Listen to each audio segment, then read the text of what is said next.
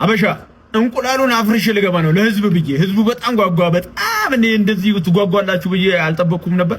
ስለዚህ ለእናንተ ብዬ እንቁላሉን ከነንቁላሉ ከነኮተቱ አክሽፌ እገባለሁ ማለት ነው። ህዝቡ በምን ያህል ብዬ ተጨንቄ ነበር፣ ግን አዳራሽ.com ተዘጋጅቶላችኋል። በቀላሉ በአዳራሽ.com ሙሉ ዓለም በአዳራሽ.com ማየት ይችላል ማለት ነው። ትኬት ያለቀባችሁ ሰዎች በሱ ማየት ስለሚችሉ፣ ስለዚህ በቀሉ ቀንሽ ደረሰ።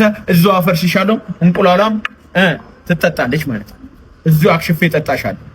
ናሽን ቢስሚላህ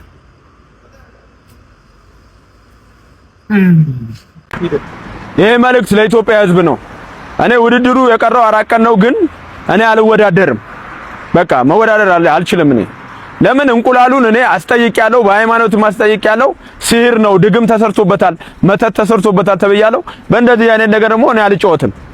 ስለዚህ ኢትዮጵያ ትኬት የገዛችሁ ለውድድሩን ስፖንሰር ያደረጋችሁ ምናምን እኔ አልጫወትም ማለት ነው። ድግም ሰርቶ ነው። ከዚህ በፊትም ንቃተ ህሊናን በእንቁላሉ ከመታው በኋላ ነው በቃ ልጁ ከዛ በኋላ የጀዘበው ማለት ነው። ስለዚህ እኔ ውድድር አልወዳደርም። ትኬት የገዛችሁም ሰዎች በቃ ወይም ሌላ ተደባዳቢ ከውጭ አምጡልኝ።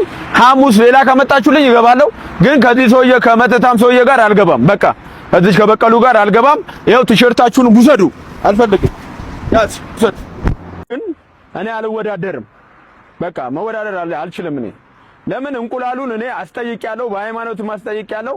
ሲህር ነው፣ ድግም ተሰርቶበታል፣ መተት ተሰርቶበታል ተብያለሁ። በእንደዚህ አይነት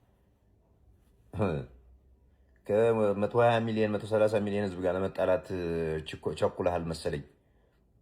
ለምትደባደበው ከ120 ከዚህ ሁሉ ህዝብ ጋር ነው የምትደባደበው።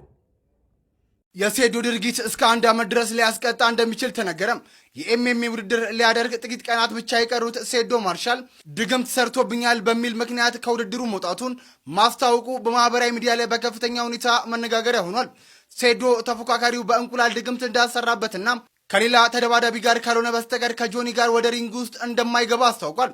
ታዲያ ይህንን ጉዳይ አስመልክቶ አስተያየታቸውን የሰጡት የህግ ባለሙያዋ ጠበቃ ሰብለ አሰፋ ሴዶ ያቀረበው የድግምት ክስ በህግ ፊት የሚያስረዳ አደራጅ ማስረጃ ካላቀረበ በስተቀር በኢፌሪ የወንጀል ህግ መሰረት በሰው ስምና ክብር ላይ የሚፈጸም የሐሰት ሐሜትና ስም ማጥፋት ወንጀል ተደርጎ በመውሰድ እንግዲህ እስከ 1 ዓመት በሚደርስ ቀላል እስራት ሊያስቀጣ እንደሚችል ተነግሯል።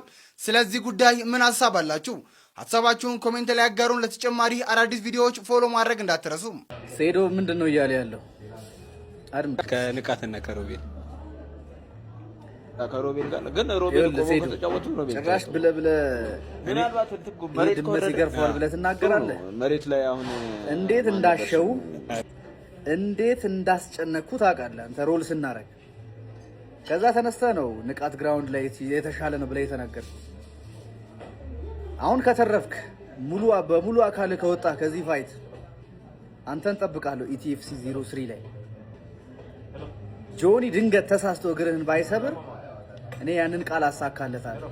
እጠብቅሃለሁ። ጆኒን ብዬ እስከ 2 ሚሊዮን ብር የሚያስዝ የሚመድብ ካለ አይጋችሁ እያልኩ ነው። ና ሴዶ ከመጀመሪያ ራውንድ ካለፈ እኔ ፋይቱን ተሸንፌያለሁ። 2 ሚሊዮን ብር ብቻ ሳይሆን የማሸንፈውን 4 ሚሊዮን ብር ለሱ ሰጥቷል። ከመጀመሪያው ራውንድ ካለፈ ይቻላል። እና ያው ኮሜንት ላይ ያሳውቁኝ። ማንም ቪዲዮ መስራት የሚችላል ከኔ ጋር 2 ሚሊዮን ብር ማስያዝ የሚፈልግ ሰው ካለ እግዚአብሔርን እየቀለድኩ አይደለም። ዴማርክን እመድባለሁ ጆኒ ብዬ ስለሚቻል